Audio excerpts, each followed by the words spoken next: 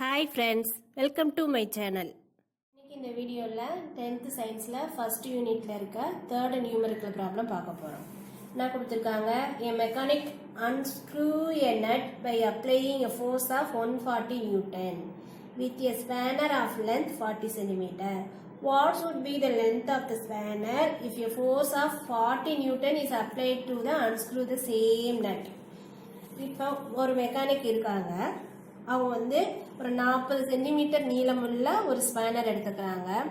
அவர் எவ்வளோ force கொடுக்குறாராம்? 140 Newton கொடுக்குறாங்க. கொடுத்து அந்த நட்டை வந்து கலட்டுறாங்க.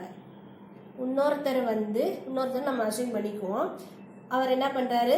40 நியூட்டன் கொடுத்து ஃபோர்ஸ் அப்ளை பண்ணி அந்த ஸ்க்ரூவை வந்து அன்ஸ்க்ரூ பண்ணுறாங்க, கலட்டுறாங்க.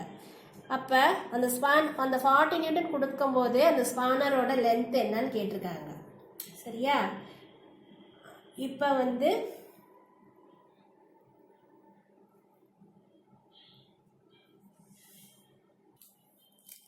அப்போ சேம் நட்டை வந்து 40 நியூட்டன் ஃபோர்ஸ் கொடுத்து அவன் அன்ஸ்க்ரூ பண்ணும்போது எவ்வளோ லென்த்தில் ஸ்பேனர் யூஸ் பண்ணியிருப்பான் அப்படின்னு நம்ம கேட்குறாங்க. இப்போ சேம்ங்கிறதுனால நம்ம ஏற்கனவே படிச்சிருக்கோம்.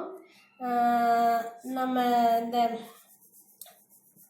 ஆக்சிஸ் ஆஃப் ரொட்டேஷனில் படிச்சிருக்கோம். ஃபோர்ஸ் வந்து பெர்பெண்டிகுலராக அப்ளை பண்ணுறோம். அப்ளை பண்ணும்போது டிஸ்டன்ஸ் வந்து அதிகமாக இருக்கா வந்து என்னவாகும்? நமக்கு வந்து ஆக்சிஸ் ஆஃப் ரொட்டேஷன் வந்து அதிகமாக இருக்கும். எஃபெக்ட் ஆஃப் ஃபோர்ஸ் வந்து அதிகமாக இருக்கும். அந்த அப்ளிகேஷனை தான் இங்கே போட போகிறோம். அப்போ அது என்ன பண்ணோம்? F1 D1 FDன்னு சொல்லுவோம். அது மொமெண்ட் ஆஃப் த ஃபோர்ஸ்.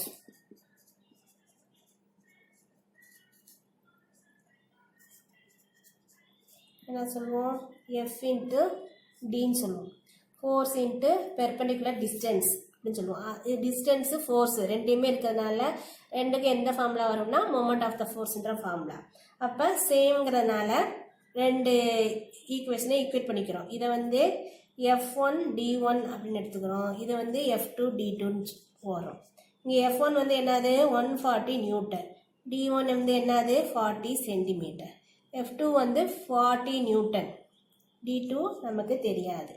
அப்போ D2 கண்டுபிடிக்க ஈக்குவலுக்கு இந்த பக்கம் 40 கொண்டு வரும்போது என்னவாகும்? 40 வந்து சேம் கேன்சல் ஆகிரும். அப்போ D2 = 140 சென்டிமீட்டர் கிடச்சிச்சா? இப்போ பாருங்கள், லென்த்து வந்து அதிகமாக இருக்கும்போது கம்மியான லென்த்து டிஸ்டன்ஸ் அதிகமாக இருக்கும்போது ஃபோர்ஸ் வந்து கொஞ்சமாக கொடுத்தா போதும். அதே இது வந்து லென்த்து வந்து கம்மியாக இருக்கும்போது நமக்கு அதிகமான ஃபோர்ஸ் கொடுக்கணும். இந்த மொமெண்ட் ஆஃப் ஃபோர்ஸை நீங்கள் போய் பார்த்தீங்கன்னா தெரியும். Thank you for watching this video. Gain knowledge without fear in physics.